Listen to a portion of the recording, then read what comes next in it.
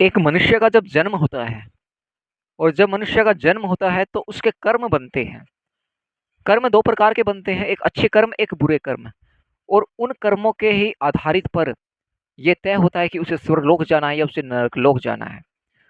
इसमें गरुड़ जी कहते हैं, हे भगवान, 84 लाख योनियों को जब वह पार करता है जीव, तब उसे बड़ी ही दुर्लभ से मनुष्य जन्म प्राप्त होता है। और फिर कुछ कार्य अच्छे करता है, कुछ कार्य बुरे करता है, उस प्रकार वह जीव स्वर्गलोक और नरक लोक में गिरता है। फिर से उसका जन्म होता है और उसको संसार में इतना ज्यादा दुख देखना पड़ता है, इतनी ज्यादा उसकी दुर्गति होती है। हर प्रकार की चिंता उसको अपने गृहस्थ जीवन में सताती है। परिवार के प्रति, पैसों के प्रति, धन, लोभ, लालच, सभी के प्रति बहुत ही चिंता परेशानी सताती है। क्या कोई एक ऐसा अचूक उपाय नहीं है कि वह संसार इन इस माया को छोड़कर, इन 84 लाख योनियों को त्याग कर हमेशा हमेशा के लिए वह परम गति को प्राप्त हो सके? ऐसा कोई उपाय हो तो आप हमें बतलाओ।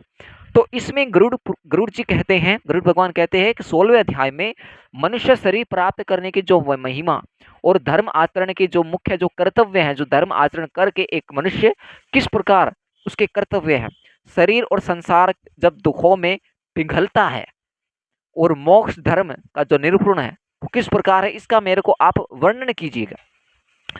तो गरुड़ जी सभी ये बातें कहते हैं कि जो अज्ञान के कारण जो जीव जन्म मरण रूपी संसार चक्र में पड़ता है, यह मैंने सुना। अब मैं मोक्ष के सनातन उपाय को सुनना चाहता हूँ। हे भगवान, हे शरणागत वत्सल, सभी प्रकार के दुखों से जो मलिन और सार रहित इस भयावह संसार में अनेक प्रकारों से शरीर धारण कर कर जीव राशियों से उत्पन्न होता है। कोई कीड़ा बनता है, कोई मकोड़ा बनता है, कोई चींटी बनता है, कोई शेर बनता है, कोई बंदर बनता है, कोई बिच्छू बनता है, कोई पेड़ बनता है, कोई गाय बनता है, कोई बैल बनता है। कितने 84 लाख योनियों को वो पार कर कर तब मनुष्य जन्म मिलता है। वह गिरता है, मरता है, उसका कोई अंत नहीं है। ये सभी सदा सदा सदा के लिए दुखों से पीड़ित रहता है। 84 लाख योनियों में भी वह उसने दुख देखा, खाने को लिए उसने कुछ नहीं देखा। मनुष्य जन्म जन्मा तो गृहस्थी में पिघला और चक्कर की भांति वह बूढ़ा हुआ, जवान भी हुआ, बच्चा भी था, बूढ़ा हुआ, जवान हुआ, फिर मर गया, फिर जन्म लिया। फिर ये क्रियाएं चलती रहती, संसारी चक्र है, तो ये चलती रहती है। तो आप इनके बारे में कोई ऐसा मेरे को उपाय बताओ, ये संसरती चक्कर से जो मुक्ति प्राप्त हो सके, इन संसार का जो चक्कर से। भगवान कहते हैं, हे ताक्षर, तुम इस विषय में जो मुझसे पूछते हो मैं बतलाता हूं, आप सुनो ध्यान से। देखिए, जिसके सुनने मात्र से मनुष्य संसार से मुक्त हो जाता है, जिसके सुनने मात्र से ही मनुष्य क्या हो जाता है, संसार सागर से मुक्त हो जाता है, वह परम ब्रह्मा परमात्मा निष्फल कला रहित परम ब्रह्मा स्वरूप, शिव स्वरूप, सर्वत्र सर्वकर्ता, सर्वेश्वर, निर्मल और द्वैत भाव रहित वह परमात्मा प्रकाश है। वह अनंत, निर्विकार, परात्पर, निर्गुण और सत्य चिंतन आनंद स्वरूप है। यह जीव उसी का ही एक अंश है। अब इसमें भगवान क्या कहते हैं, देखिए, परम पुरुष को 16 कलाओं से युक्त बतलाया गया है। जो 16 जो कलाएं हैं उनसे युक्त कलाएं बताया गया परम पुरुष को। मैं 16 कलाओं वाले पुरुषों की शरीर में स्थित बतलाया गया है। और जैसे समुद्र में मिलने पर नदियों के अपने अपने नाम और रूप समाप्त हो जाते हैं, उसी प्रकार परम पुरुष परमात्मा की जो कलाएं उसके संगत होने पर उसके नाम और रूप उसी में विलीन कर देती है। उनका पृथक अस्तित्व रह ही नहीं पाता है, इसलिए वह परमात्मा कला रहित कहलाता है। अनेक दृष्ट दंतों के द्वारा यह बोध करवाएगा कि निष्कल की कोई स्थूल सत्ता नहीं होती, अपितु वह नितांत सूक्ष्म होता है। और ब्रह्मा या परमात्मा जब शरीर वंचित होता है तो उसे सकल समझना चाहिए। और ये जो यहाँ पे जो तीनों ब्रह्मा के जो 3 रूप बतलाए गए हैं सांडित्यलोपनिषद के द्वारा, सकल, निष्फल और सकल निष्फल, यानी सत्य, विज्ञान और आनंद में, तो निष्क्रिय, निरंजन और सर्वव्यापी, अत्यंत सूक्ष्म, सर्वतोमुख और अनिदृश्य, तो ये अमर स्वरूप ही निष्फल कहा जाता है। इसमें यहाँ पर देखिए, जैसे अग्नि से बहुत से सफुलिंग चिंगारियां निकलती है, जैसे ही अग्नि जलती है, जब आप देखते हो जब होली होती, जब होलिका दहन होता है, तो कितनी ज्यादा यहाँ पे होलिका तैयार की जाती है लकड़ियों से। फिर उसमें जब होलिका दहन किया जाता है तो उसमें चिंगारी निकलती है। तो उसी प्रकार अनादिकालीन अविद्या से युक्त होने के कारण अनादिकाल से किए जाने वाले कर्मों के जो परिणाम स्वरूप है, तो शरीर को उपाधि को धारण कर वह जीव भगवान के पृथक हो गए। वे जीव प्रत्येक जन्म में पुण्य पुण्य और पाप रूप सुख दुख प्रदान करने वाले कर्मों से नियंत्रित होकर जाति के योग से वह शरीर, आयु और कर्म अनुरोधी भोग प्राप्त करते हैं। कोई जाति से है, कोई सभी जाति है उसके योग से, शरीर के योग से सुख दुख से वह भोग प्राप्त करता रहता है। इसके पश्चात वह फिर से सूक्ष्म लिंग शरीर प्राप्त करता है और यह कर्म मोक्ष पर्यंत स्थित रहता है। और ये जो कर्म है जिससे डायरेक्ट एक पॉइंट जिसे कहते हैं फुल स्टॉप, उसका नाम है मोक्ष, और वह मोक्ष पर ही रुकेगा। अगर आपने अच्छे कर्म नहीं किए तो वो निरंतर चलता रहेगा, घूमता रहेगा ऐसे ही 84 लाख योनि, फिर जन्म, फिर मनुष्य जन्म, फिर मनुष्य जन्म। तो ये जीव कभी स्थावर वृक्ष लतादि जड़ योनियों में, फिर से कर्म योनियों में, जलचर पशु पक्षी योनियों को प्राप्त करते हुए मनुष्य योनि प्राप्त करता है, और फिर धार्मिक मनुष्य के रूप में फिर से वह देवता, और देवता योनि के पश्चात वह मोक्ष प्राप्त करने का अधिकारी होता है। उद्बीज, अंडज और सवेदज और पिंडज और जरायुध, ये 4 प्रकार के शरीर को सहस्त्रों बार धारण करके उनसे मुक्त होकर सुकृतवश प्रण प्रभाव से जीव मनुष्य प्राप्त करता है, और यदि वह ज्ञानी हो जाए तो वह मोक्ष प्राप्त कर लेता है। ये यहाँ पे कहा गया। अगर किसी मनुष्य ने अगर ऐसा किया कि वह धर्म है के अनुसार चल रहा है, सिर्फ धर्म के अनुसार ही वह चल रहा है, और उसको कोई चिंता नहीं है किसी प्रकार की, पूर्व जन्म में किया गया या फिर इस जन्म में उसको कैसा सुख मिला, कैसा दुख मिला, गृहस्थ जीवन में उसके पास क्या क्या वस्तुएं हैं भोगने के लिए, उसकी वो चिंता नहीं करता, सिर्फ भक्ति करता है, सिर्फ भक्ति, तो ही उसका यहाँ पर मोक्ष होता है। तो यहाँ पे जो सहस्त्रों बार यहाँ पर मनुष्य जो शरीर प्राप्त करता है वह ज्ञानी होता है, और उससे ही वह मोक्ष को धारण करने वाला है। जीवों को 84 लाख योनियों में मनुष्यों के अतिरिक्त अन्य किसी भी योनियों में तत्व ज्ञान प्राप्त नहीं होता।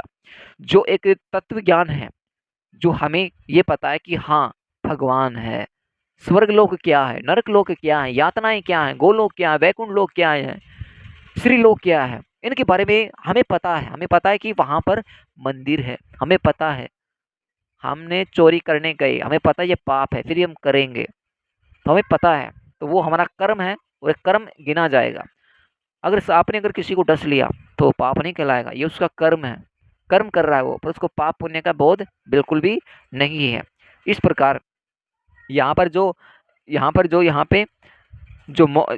जो है मनुष्य योनि को ही प्राप्त होता है, तो तत्वबोध मोक्ष प्राप्ति के लिए सोपान भूत या दुर्लभ मनुष्य शरीर प्राप्त करके इस संसर्ती चक्र में जो अपने को मुक्त नहीं कर लेता, उससे अधिक पापी और कौन होगा। ये भगवान नारायण कहते हैं कि जिसको बोध होते हुए, तत्व ज्ञान का बोध होते हुए भी भाई वो फिर भी पाप कर रहा है और इस जीवन में मोक्ष प्राप्त नहीं कर रहा, तो फिर वो क्या कर रहा है।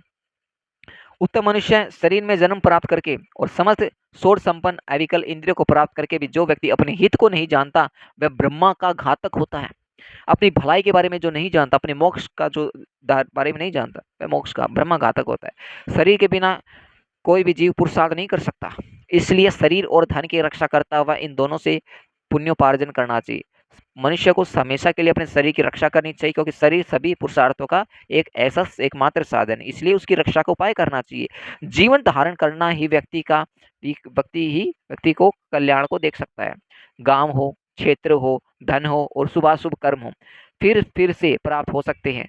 भाई आपके गांव आपको दोबारा प्राप्त हो जाएंगे, आपके जो क्षेत्र धन है, घर है, शुभाशुभ कर्म फिर से प्राप्त हो सकते हैं, किंतु मनुष्य जो शरीर है वह फिर से प्राप्त नहीं हो सकता, मनुष्य शरीर फिर से प्राप्त नहीं होगा।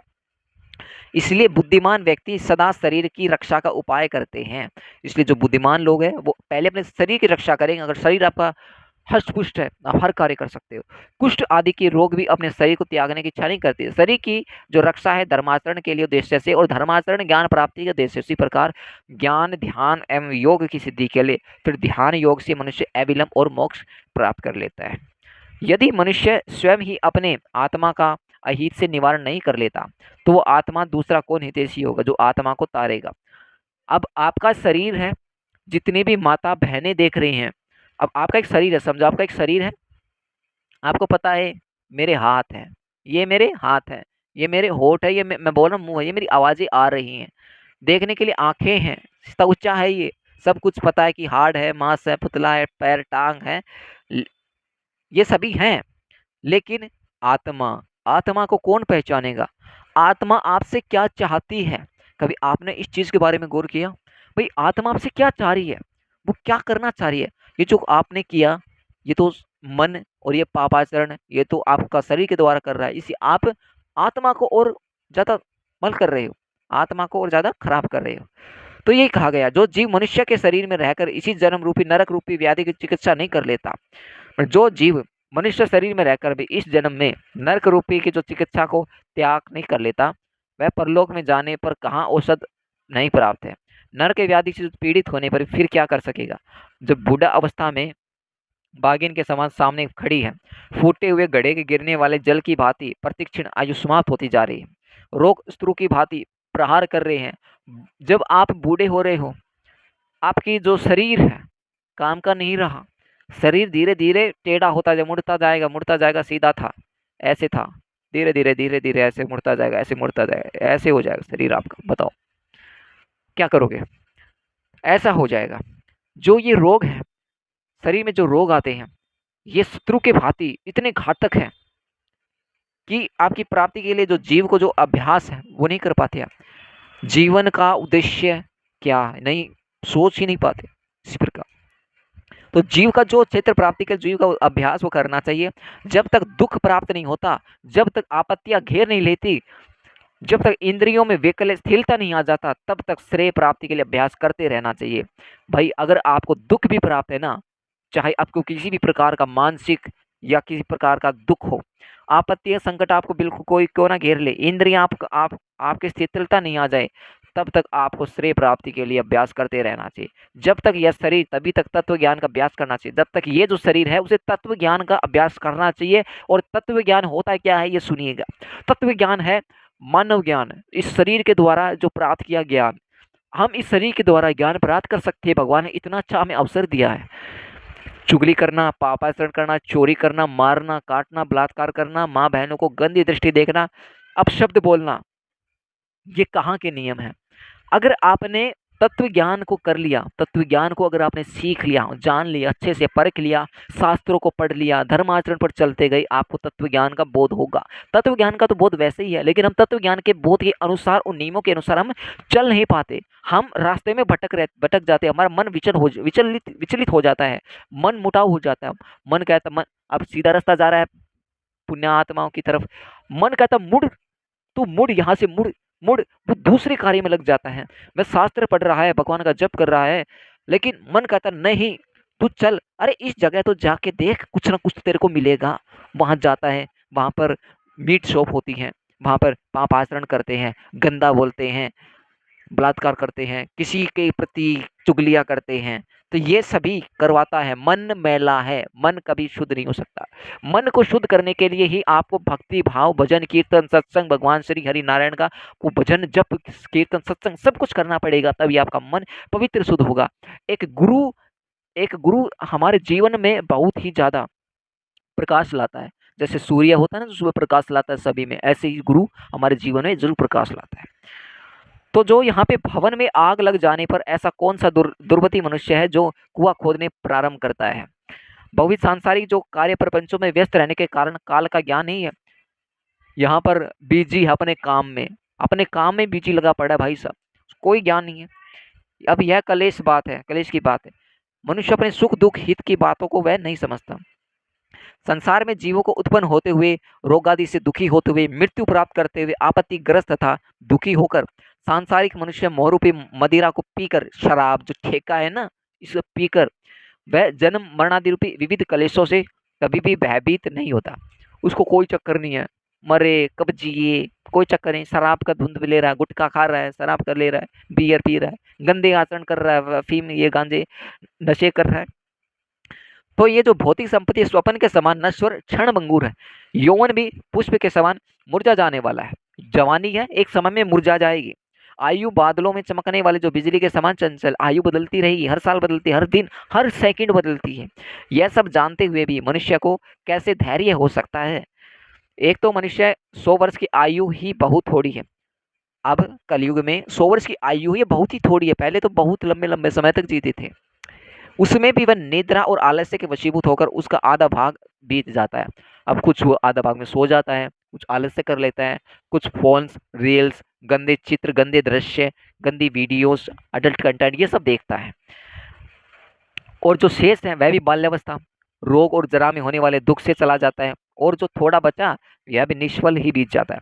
प्रारंभ में करने योग्य कार्य में विषय में जो उद्योग नहीं करता और जो ब्रह्मा का चिंतन नहीं करता, जागरूक उसे रहना चाहिए और वहां वह सोता रहता है। इसके विपरीत जहां सदा सदा भय डर विद्यमान है, उस संसार में वह विश्वस्त है। और ऐसा जो मनुष्य है वह अभागा क्यों नहीं मारा जाएगा। जल में उठने वाले फैन के समान अतीव क्षण भंगुर देह को प्राप्त करने वाली जीवात्मा उसमें स्थित रहता है। यह शरीर ही उसको प्रिय श्वास के रूप में प्रतीत होता है, किंतु इस अनित्य शरीर में जीवात्मा निर्भय होकर कैसे रह सकता है। जो अहित करने वाला, जो विषय भोग ही हित बुद्धि रखता है तथा अनिश्चित पुत्र कलत्र देह गेहात्री का स्थायी समझता है और भौतिक धन संपत्ति आदि अनर्थकारी वस्तुओं में अर्थ बुद्धि रखता है और वह अपने परमार्थ को नहीं जानता। यहाँ पर यह कहा गया है वह अपने परमार्थ को नहीं जानता, वह काम वासना में लीन है, वह बाल्यावस्था से ही लीन है काम वासना में, वह हस्तमैथुन करता, हद से ज्यादा करता है। जो पापाचरण करता है, जिसे अपने परमार्थ का ज्ञान नहीं है, भक्ति भाव के बारे में कुछ नहीं पता उसको, वह जीरो है, शून्य है।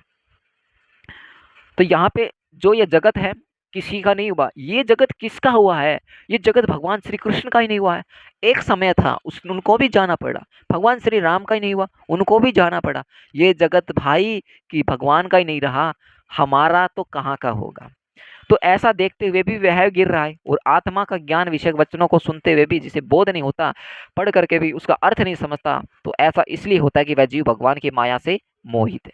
मृत्यु, रोग और जरारोपित ग्रहों के द्वारा गंभीर काल सागर में डूबते हुए उस जगत को कोई भी नहीं जान पाता। प्रतिक्षण क्षीण होते हुए बीतते हुए उस काल की सूक्ष्म गति को जीव वैसे ही नहीं जान पाता जैसे जैसे कि कच्चे घड़े में जो जल होता है वह विगलित होने का ज्ञान नहीं हो पाता। कदाचित उसका वायु का बांधना संभव हो सकता है, आकाश को खंड खंड करने की तरंगों के गुंबन की कल्पना की संभव हो सकती है, परंतु आयु के शाश्वत होने की जो आस्था है वो संभव नहीं हो सकती है। तो यहाँ पे जिस काल के द्वारा पृथ्वी जल जाती है, मेरु पर्वत भी चूर चूर हो जाता है, सागर भी का जल सूख जाता है, और उस काल के मनुष्य से शरीर की रक्षा ही की क्या कथा। मेरा पुत्र, मेरी पत्नी, मेरा धन, मेरा बांधव, इस प्रकार मैं कहते हुए मनुष्य रूपी बकरे को हठ पूर्वक काल रूपी भेड़िया मार डालता है। यह मैंने कर लिया, यह करना शेष बचा है, या दूसरा कार्य अभी कुछ करना बाकी, इस प्रकार की इच्छा से वह मनुष्य को यमराज अपने वश में कर लेते हैं। तात्पर्य यही है इसका कि ईश्वर की माया से मोहित होने के कारण मनुष्य आंखों देखते हुए भी गिर पड़ता है, सब कुछ देख रहा है फिर भी गिर पड़ेगा। अर्थात आत्मज्ञान और ध्यान योग से मोक्ष होता है। इस तथ्य को जानते हुए मोक्ष मार्ग से भी भ्रष्ट हो जाता है। वह ज्ञान की बातों से आत्मज्ञान विषय उद्देश्य को सुनते हुए भी उनका तात्पर्य नहीं समझ पाता। वो धर्म और मोक्ष की प्राप्ति के लिए उपायों को प्रतिपादन करने वाले शास्त्रों को पढ़ते हुए उनका वह अर्थ नहीं जान पाता। अब इसमें कहते हैं जो कल किए जाने वाला कार्य को आज, जो कल जो कार्य किया है उस कार्य को आज, और अपराह्न में किए जाने वाले कार्य को पूर्वाह्न में ही कर लेना चाहिए। कल जो आपने कार्य किया है उसे आज ही कर लो। अगर आपने ये सोचा मैं श्रीमद् भागवत महापुराण कल पढ़ूंगा, नहीं, कल नहीं पढ़ना, आज ही पढ़ना है, अभी पढ़ना है। क्या पता कल आपका मन कैसा हो जाए, क्या पता कल आपका मन बदल जाए, है ना। तो क्योंकि मनुष्यों ने अपना कार्य कर लिया है अथवा नहीं, इसकी प्रतीक्षा मृत्यु नहीं करती। अब मृत्यु ये नहीं देखेगी। भाई एक संजय नाम का लड़का है, अब उसने कार्य कर लिया है या नहीं करा है, तो मृत्यु उसका इंतजार करेगी, नहीं करेगी भैया, नहीं करेगी। वृद्धावस्था जिसको रास्ता दिखाने वाली है, अत्युग्र रोग ही जिसके सैनिक है, और मृत्यु रूपी शत्रु के समान तुम सम्मुख स्थित हो, फिर उस प्रबल शत्रु से रक्षा करने वाले परमात्मा की ओर क्यों नहीं देखते, अर्थात उनकी ओर उन्मुख क्यों नहीं हो, तो उनका ध्यान क्यों नहीं करते हो तुम। तृष्णा रूपी सूल में बिंधे हुए विश्व वासने घिसे सींचे हुए रोग द्वेष रूपी अग्नि में पके हुए मनुष्य को मृत्यु खा जाती है, ऐसे नोच के खा जाती मृत्यु, पता नहीं लगता। यह जगत ऐसा है, इसमें मृत्यु बालकों, युवकों, वृद्धों और गर्भस्थ जीव सभी को ग्रस्त कर लेगी, चाहे जवान हो, चाहे बूढ़ा हो, चाहे बच्चा हो, चाहे गर्भ में बच्चा हो, उसी को भी खा जाएगी। जब जीव अपने शरीर को यहीं छोड़कर यमलोक को चला जाता है, तो फिर स्त्री, पिता, माता, पुत्र किस प्रयोजन से संबंध स्थापित किया जाए, किस प्रकार संबंध किया जाए, पुत्र माता सभी यही रह जाए, वो साथ नहीं जाने वाले, इस कर्म साथ जाएंगे सिर्फ। यह संसार दुख का एक कारण है, इसलिए संसार से जिसका संबंध है वही दुखी है, और जिसने इस जगत को त्याग किया वह मनुष्य सुखी है। जिसने जगत को त्यागा वो तो सुखी है, और जिसने अपना लिया, इस जगत को प्यार कर लिया, वह दुखी ही रहेगा। दूसरा कोई भी कहीं भी सुखी नहीं है। यह संसार सभी प्रकार के दुखों का उत्पत्ति स्थान है, सभी आपत्तियों का घर और सभी पापों का आश्रय स्थान है। इसलिए ऐसे संसार को क्षण मात्र के लिए त्याग देना चाहिए और सिर्फ भक्ति करना चाहिए। संसार है ही नहीं हमारा भाई, हमारा संसार है ही नहीं भाई। हम तो किराए पर रहने वाले हैं, हम तो किराए पर रहने वाले। क्यों, हमारा क्यों हुआ संसार? तो लो एंड लकड़ी से बने हुए पासों से बंधा हुआ मनुष्य मुक्त हो सकता है, किंतु पुत्र और पत्नी रूपी पासा से बंधा मनुष्य कभी भी मुक्त नहीं हो सकता। मनुष्य अपने प्रिय लगने वाले जगत में जितने भी पदार्थों से संबंध बनाता जाता है, उतने ही अधिक शोक के कीले उसके हृदय में गढ़ते जाते हैं। जो मनुष्य जितने ज्यादा संबंध बनाएगा, जितने ज्यादा रिश्ते नाते बनाएगा, वो इतनी ज्यादा पीड़ा में पड़ता जाएगा। बड़े ही खेद की बात है कि मनुष्य शरीर में शब्द, स्पर्श, रस, गंध विषयों को आहार करने वाले इंद्र रूपी चोरों ने इस लोक के समस्त धन को अपहत करके इसे नष्ट कर दिया। परलोक के लिए जो हितकारी धर्मराज रूपी जो धन है, उसको इंद्रियों ने हरण कर लिया है। मांस लोभी मत्स्य जैसे बंसी में लगे हुए लोहे के अंकुश को नहीं जान पाता, उसी प्रकार विषयों से प्राप्त होने वाले प्रातिभाषिक सुख के लोभ से जीव यम यातना की परवाह नहीं करता। हे गरुड़, जो अपने हित और अहित को नहीं जानता, सदा कुमार्ग पर चलने वाला और मात्र पेट भरने के लिए जिनका सारा अध्यवसाय करता है, वे मनुष्य नरकगामी। जो सिर्फ ये सोचता है कि भाई जाना है, कमाना है, खाना है, पेट भरना है, मल त्याग करना है, यही मेरे को दिन की उसकी रुचि है, वो सीधा नरक की ओर जाता है। निद्रा, मैथुन करना, आहार आदि की स्वाभाविक प्रवृत्ति प्राणियों समान रूप से विद्यमान रहती है। उनमें जो वास्तविक हित अहित को जानने वाला ज्ञानवान वह मनुष्य कहा जाता है, और उसे ज्ञान से जो शून्य है वह पशु कह रहा है। जिसको ज्ञान है वो ही मनुष्य होगा, जिसको ज्ञान नहीं वह पशु है। मूर्ख जो लोग होते हैं, मूर्ख मनुष्य, वे सुबह सुबह क्या करते हैं, मल मूत्रों के वेग से मध्य दिन में शुदा और तृषा से रात्रि में काम क्रीड़ा और निद्रा से बाधित रहते हैं। सुबह उठे, मल त्याग किया, खाना खाया, फिर बस रात्रि में जो काम वासना है वो की और फिर सो गए। ये कैसी खेद की बात है। अज्ञान से जो मोहित होकर सभी जीव अपने शरीर, धन, पति पत्नी में आसक्त होकर बार बार पैदा होते हैं और मर जाते हैं। इसलिए देह, गे, पुत्र, कलत्र आदि के साथ आसक्ति का त्याग कर देना चाहिए। यदि अपने विवेक बल से उसका सर्वथा त्याग न हो सके, तो उस आसक्ति भाव को देह गादी से हटाकर महापुरुषों के साथ संबंध बनाना चाहिए, क्योंकि संत पुरुष संसार शक्ति रूपी रोग के विशेष हैं। सत्संग और विवेक ये दोनों ही व्यक्ति के दो निर्मल नेत्र हैं। सत्संग और ये निर्मल नेत्र दो व्यक्ति के मित्र हैं, सत्संग और विवेक। जिस व्यक्ति के पास ये नहीं है वह अंधा है, अंधा है। मनुष्य कुमार्ग क्यों नहीं होगा? अब वो मनुष्य कुमार्ग क्यों नहीं हो जो सत्संग नहीं सुनता है, विवेक नहीं है उसको, धैर्य, धीरज, अपने अपने वर्ण और आश्रम के लिए शास्त्र बोधित आचारों का पालन करने में संलग्न रहने वाले सभी मनुष्य यदि परम धर्म भगवान के चरणों में सवाराशिक प्रति समान साधनीभूत को नहीं जानता, वे दमचारी व्यर्थ में नष्ट होते हैं। जो भगवान के चरणों में रहकर प्रीति कर फिर भी वह भगवान को नहीं जान पाता, अपना जीवन को सही से नहीं चला पाता, तो वह दुराचारी है। कुछ लोग अनेक प्रकार की क्रियाओं करने का प्रयत्न करते हैं, कुछ अन्य व्रत, उपवास आदि में संलग्न रहते हैं। अज्ञान से आवृत आत्मा वाले कुछ लोग ढोंगी बनकर विचरण करते रहते हैं। आजकल के जो ब्राह्मण या जो कोई अन्य है जो ब्राह्मण नहीं है, जैसे कि तीर्थ स्थानों पर ब्राह्मण वेशभूषा धारण कर वह समस्त मंदिरों के बारे में जानते हैं, उनके बारे में उनको दिखाते हैं, ब्राह्मण नहीं है फिर भी अपने आप को ब्राह्मण कहते हैं। या ब्राह्मण होकर जो मंदिरों में द्वार बंद कर देते, दंत द्वार, जैसे कोई दर्शनार्थी आएगा दर्शन करने के लिए, कुछ दक्षिणा ले लेंगे भगवान के नाम पे और फिर बस उसको ठीक है अपना हो जाएगा, सही है। अरे ऐसा कर्म क्यों कर रहे हो भाई? ब्राह्मण होकर ऐसा कर्म क्यों कर रहे हो? कोई ऐसी जाति नहीं बनी, कोई ऐसी जाति नहीं बनी, कोई ऐसा धर्म नहीं बना जो भगवान के दर्शन ना कर सके। हर किसी का कोई भी धर्म हो, हर धर्म को यह बिल्कुल आज्ञा है कि हर धर्म अगर ये चाहे कि मेरे को भगवान शिव के, भगवान कृष्ण के, चाहे वो मुसलमान हो, चाहे वो सिख हो, चाहे वो ईसाई हो, सनातन धर्म यही कहता है कि भगवान सबके हैं, सबके मतलब सब में सभी आ जाता है। इसलिए यहाँ पे कहा गया शरीर को दंड देने मात्र से अविवेकी पुरुषों को मुक्ति प्राप्त हो सकती है। वाल्मीकि बाम्बी को ताड़न करने मात्र से कहीं कहीं महासर्प की मृत्यु होती है। बड़ी बड़ी लंबी जटाओं के भार को ढोने वाले और मर्ग चरम आदि युक्त दाम्भिक पुरुष साधु पुरुषों का वेश धारण करके ज्ञानी की भांति लोक में भ्रमण करते रहते और लोगों को ही भ्रमित करते रहते। अब क्या करते हैं? वेशभूषा धारण कर ली ब्राह्मण की, ऋषि मुनियों की वेशभूषा धारण कर ली, भगवा रंग धारण कर लिया, मूछ दाढ़ी इतनी बड़ी बड़ी कर ली, फिर भी लोगों को भ्रमित करते रहते हैं। सांसारिक सुख विषय शक्ति में आसक्ति जो व्यक्ति मैं ब्रह्मज्ञानी हूँ ऐसा कहता है, क्या कहता है भाई, मैं ब्रह्मज्ञानी हूँ ऐसा कहता है, वह कर्म मार्ग तथा ब्रह्म ज्ञान मार्ग दोनों मार्गों से भ्रष्ट हो जाता है। उसे चांडालों की बातें छोड़ देना चाहिए। संसार में घर और अरण्य में लज्जा त्याग कर समान रूप से नग्न होकर गर्दभ आदि पशु भी विचरण करते हैं, तो क्या इस आचरण से संसार विरक्त हो जाते हैं? यदि मिट्टी और भस्म के धारण धारण करने मात्र से मनुष्य शरीर के मुक्त हो जाए और मिट्टी और भस्म से सहन करने वाला वह कुत्ता भी क्या मुक्ति प्राप्त कर लेगा? घास पात और जल का आहार करने वाला, निरंतर जंगल में निवास करने वाला श्रृंगार, चूहे, मर्ग और पशु को क्या तपस्वी योगी हो जाते हैं? अर्थात अन्न छोड़ देने, ग्राम या नगर में निवास छोड़कर वन में रहने मात्र से कोई सन्यास नहीं हो जाता। मंडूक, जो मेंढक होते हैं, मछली होते हैं, जितने जलचर जीव है जो जन्म से लेकर मृत्यु तक गंगा आदि नदियों में निवास करते हैं, तो क्या वे योगी हो जाते हैं? इसमें कहते हैं जो कबूतर होता है, जो कंकड़ का आहार करने वाले तक कभी भी भूमि पर स्थित जल को नहीं पीते हैं, तो क्या वे व्रती हो जाते हैं? इस लेखकेश्वर पूर्वक संपूर्ण कर्म अनुष्ठान केवल लोक रंजन मात्र के लिए, मोक्ष का कारण तो साक्षात तत्व ज्ञान ही है।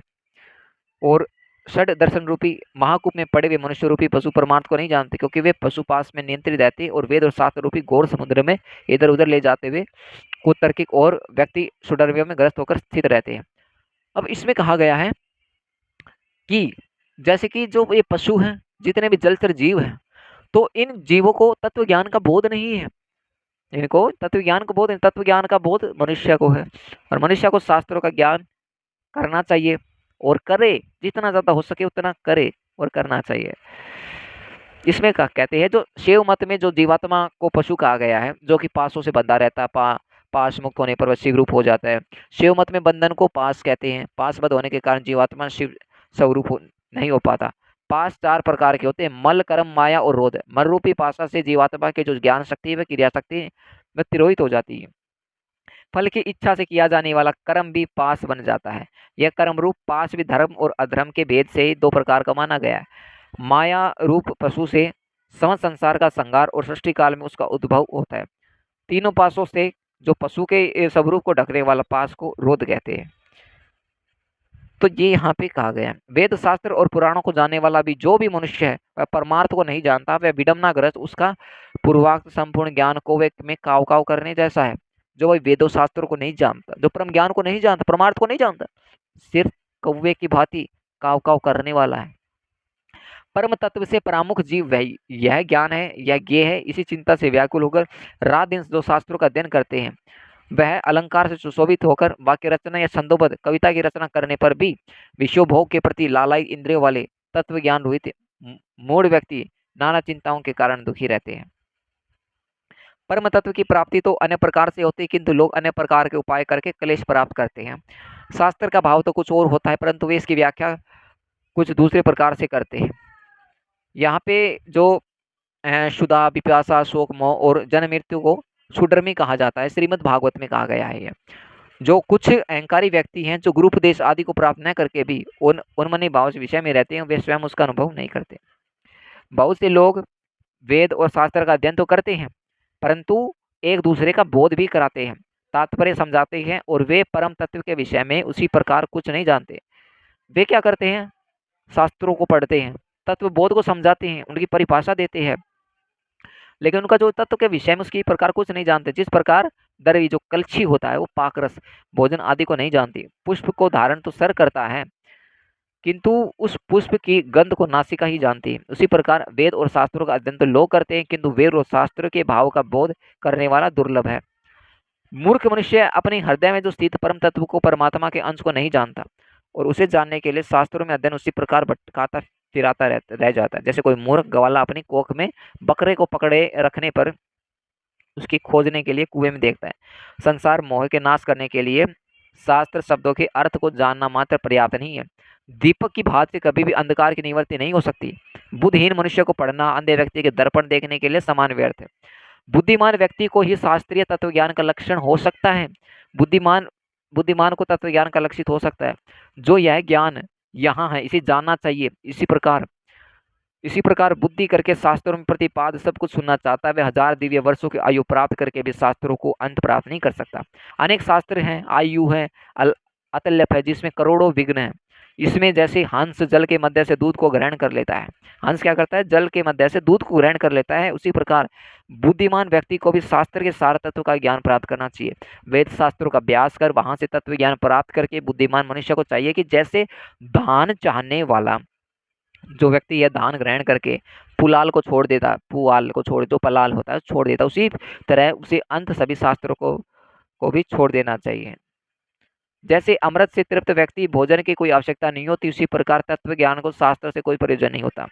हे विंतामोज, वेद ध्यान से मुक्ति प्राप्त होती है, न शास्त्रों के अध्ययन से। मोक्ष की प्राप्ति ज्ञान से ही होती है और किसी दूसरे उपाय से नहीं। देखिए, जिस प्रकार मुक्ति के लिए न तो आश्रम धर्म का अनुष्ठान कारण है, न दर्शनों का अध्ययन कारण है, इसी प्रकार स्रोत और समर्थ का कर्म भी कारण है। मात्र ज्ञान ही अमोक्ष का उपाय है, मोक्ष का उपाय है। गुरु का वचन ही मोक्ष देने वाला, जो गुरु का वचन सुनते हैं वो मोक्ष मिल जाता है। अन्य सब जो विद्याएं विडम्बन मात्र है। लकड़ी की 1000 बारों की अपेक्षा एक संजीवनी श्रेष्ठ। कर्मकांड और वेद शास्त्र के अध्ययन रूपी परिश्रम से रहित केवल गुरुमुख से प्राप्त अद्वैत ज्ञान ही कल्याणकारी कहा गया। गुरु मुख से जो वाणी निकल गई वही परम कल्याणकारी है। अन्य करोड़ों शास्त्रों को पढ़ने से कोई लाभ नहीं है। वेद आगम शास्त्रों का अध्ययन तथा विवेक, इन दो साधनों से ज्ञान की प्राप्ति होती है। आगम से शब्द ब्रह्मा का ज्ञान नहीं होता और विवेक से परम परम ब्रह्मा का ज्ञान प्राप्त होता है। कई विद्वान अद्वैत को वास्तविक परम तत्व स्वीकार करते तो कुछ अन्य विद्वजन द्वैत की बात ही प्रतिष्ठा चाहते, किंतु द्वैत और अद्वैत से सभी के लिए समान रूप से स्वीकार्य परम तत्व को कोई नहीं जानता। न और मैं ये शब्द हैं, ये कहते हैं मेरा नहीं है, और मैं कहता है मेरा है। यह दो पद भावना ही बंधन और मोक्ष के कारण है। दे गे और पुत्र कल्त्रादि में मम और बुद्धि करने से प्राणी बंधन को प्राप्त होता है और मेरा नहीं है, इस प्रकार की भावना करने से वह मुक्त होता है। कर्म वही है जो बंध का हेतु नहीं होता, तथा विद्या वही है जो मोक्ष प्रदान करा दे, और इससे अतिरिक्त कर्म केवल क्षम मात्र के हेतु है, और जो शरीर के लिए कलेश प्रद है और अन्य प्रकार की शिल्प पचार तो मात्र है। जब तक कर्म किए जाते हैं, जब तक संसार में आसक्ति रहती है, जब तक इंद्रियों का चांचल्य बना रहता है, तब तक तत्व ज्ञान की बात ही कहाँ हो सकती है। जब तक देहाभिमान, जो देह को अपना स्वरूप मानना, जब तक ममता रहती है, जब तक प्रयत्नों का वेग रहता है, जब तक संकल्प की कल्पना होती रहती है, जब तक मन स्थिर नहीं हो जाता, जब तक शास्त्र का चिंतन नहीं किया जाता, जब तक गुरु की कृपा नहीं प्राप्त होती, तब तक तत्व ज्ञान की चर्चा ही कहाँ होती है। जो यहाँ पे तप होते हैं, व्रत होते हैं, तीर्थ जप होम और पूजा, जो सत्कर्मों का जो अनुष्ठान और वेद शास्त्र का जो आगमन की कथा है, तभी तक उपयोगी है जब तक जीव को तत्व ज्ञान प्राप्त नहीं हो पाता। इसलिए हे ताक्षर, यदि अपनी मोक्ष की इच्छा हो तो सर्वदा संपूर्ण प्रयत्नों को सभी अवस्था में निरंतर अनुष्ठान करके तत्व ज्ञान की प्राप्ति में संलग्न रहना चाहिए। जो प्राणी आदि भौतिक, आदि देविक, आध्यात्मिक तापत्र से सदा स्वतंत्र रहता है, उसे मोक्ष वृक्ष की छाया का आश्रय करना चाहिए, जिसे मोक्ष वृक्ष का पुष्प धर्म और ज्ञान स्वरूप तथा फल स्वर्ग एवं मोक्ष है। इसलिए श्री गुरु मुख से जो आत्म तत्व का जो विशेषज्ञ ज्ञान प्राप्त करना चाहिए। ज्ञान हो जाने पर प्राणी उस घोर संसार बंधन से सुखपूर्वक के लिए मुक्त हो जाता है। अगर किसी को ज्ञान प्राप्त हो जाए, संसार मुक्त हो जाएगा। मैं तत्वज्ञानी द्वारा किए जाने वाले अंतिम कर्तव्य के विषय में तुम्हें बताता हूँ, सुनो। जिस उपाय को करके जीवों को ब्रह्म निर्वाण संज्ञ मोक्ष की प्राप्ति होती है। अंत काल के आ जाने पर पुरुष भय छोड़कर अनासक्ति रूप से शस्त्र देह और ज्ञाति विषो ममताओं को काट डाले। जो धीर पुरुष होता है वह घर से निकलकर पवित्र तीर्थ के जल में स्नान करके पवित्र और एकांत देशों में आसन लगाकर बैठ जाए और शुद्ध परम ब्रह्माक्षर अर्थात ओमकार के मन से अभ्यास करे। ब्रह्म बीज का जो स्वरूप ओमकार है उसका निरंतर स्मरण करे और श्वास को जीतकर मन को एक जगह नियंत्रण करे। जो बुद्धि रूपी शर्त की सहायता से मन रूपी लगाम के द्वारा इंद्रियों को विषय में निग्रहित कर ले और कर्मों के द्वारा आक्षिप्त मन को बुद्धि की सहायता से शुभ अर्थ में अर्थात परम ब्रह्मा के चिंतन में लगा दे।